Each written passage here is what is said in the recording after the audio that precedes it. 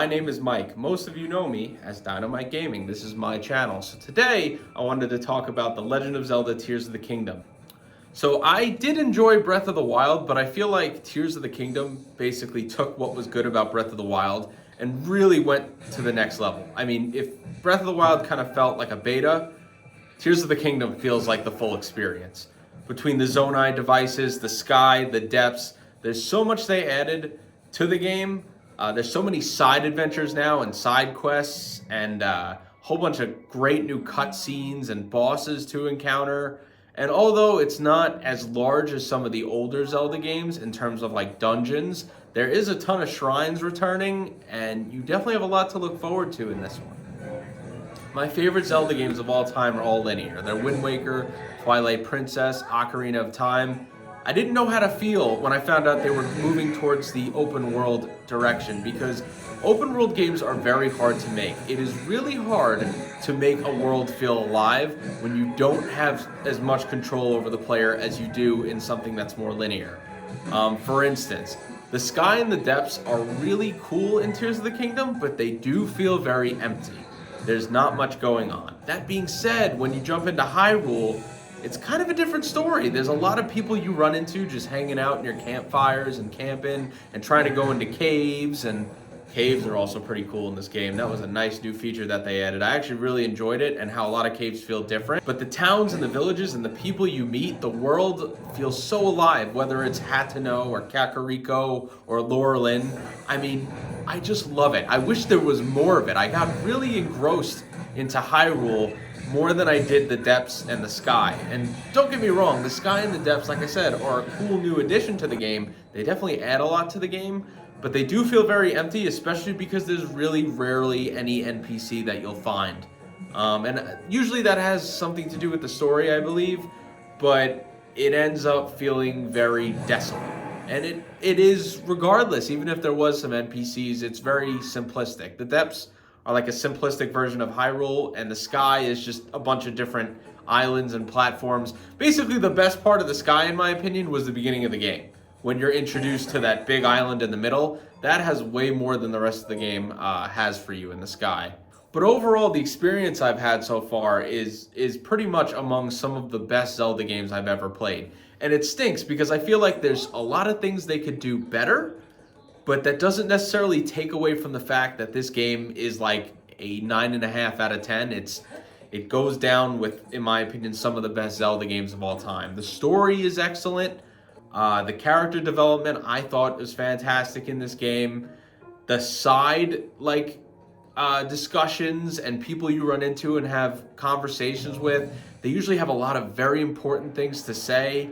You're not having your time wasted in this one. You really learn a lot just by playing the game. There are some minor inconveniences, whether it's waiting for dragon parts, that can be kind of annoying.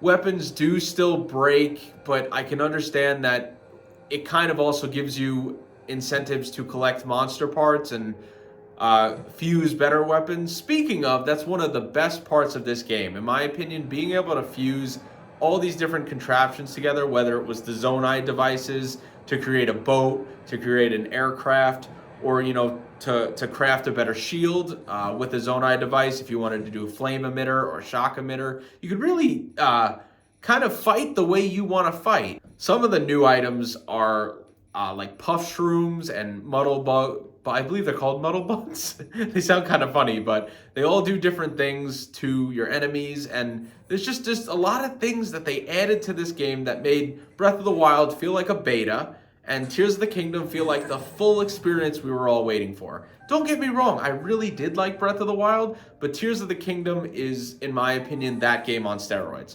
So I'm actually really interested to see where the developers for Zelda go from here, where Nintendo decides to go, because we've already experienced, in my opinion, everything that this open world game has to offer now that we have both games that came out.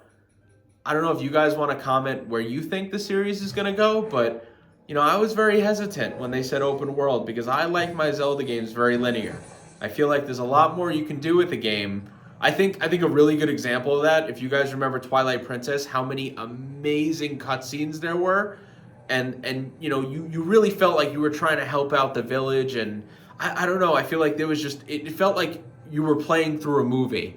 And I like that about the Zelda games. I feel like they've kind of moved away from that a little bit with these newer ones, but you know, I was hesitant about the open world, and I fell in love with it. I have over 200 hours logged into Tears of the Kingdom. There's so much to do. You can just get lost in this game for a really long time, whether it's you wanted to collect a certain item or do certain quests, go after caves, go after wells, go after finishing the main quest, whether that's the dungeons or going in the depths and look for the Colosseums or look for certain armor, since there's so many pieces of armor available to you in this game. And I don't even know what they would do for DLC because this game feels already so full. There's extra dungeons on top of the dungeons to get another, you know, set of armor. There's so much in this game, and it, to me, if I had, like I said, if I had to rate it, it'd be like a 9.5 out of 10. It's near perfect. I do feel like they need to expand on the making the world feel alive kind of thing that I said before, and I know it's a little complex to talk about, but like I said, the depths in the sky really did feel empty a lot of the times, and maybe that was something they were going for. But that Hyrule, when it's alive and bustling and people are running around and having conversations and needing your help here and there, and all these different stables with these interesting conversations and people telling you about the world around you, that is what engrosses me the most in the Zelda games. And I hope they can expand on that in future games and take us through another version of Hyrule, you know. So I haven't completed the game yet, but I had to get off my chest that I'm just very impressed at what I have here and what I see. And I want to know what you guys think. Like, what do you feel about the new Zelda game? Is it not your cup of tea? Have you tried it at least and given it like a college try? You know, have you at least stepped foot into Hyrule in this game and seen if it's your cup of tea? You know, let me know in the comments. Like I said, I'm very impressed with this game. I just wanted to get all that off my mind. I really enjoy the combat. I really enjoy all the armor. I really enjoy all the upgrades you can do to stuff and the new Zonai devices in the game and all the creativity. I think they had some really good building blocks here, and I want to see what the future of Zelda holds. More than ever, because spending over 200 hours for me in a modern video game is rare. Now that I'm older especially, it just doesn't happen that often. So shout out to Nintendo. Usually I'm playing 20, 30 hours of a game and never touching it again. I'm still playing this one, and I'm not really close to done either. You know, shout out Nintendo. They did a really good job on this game. What do you guys think? Let me know.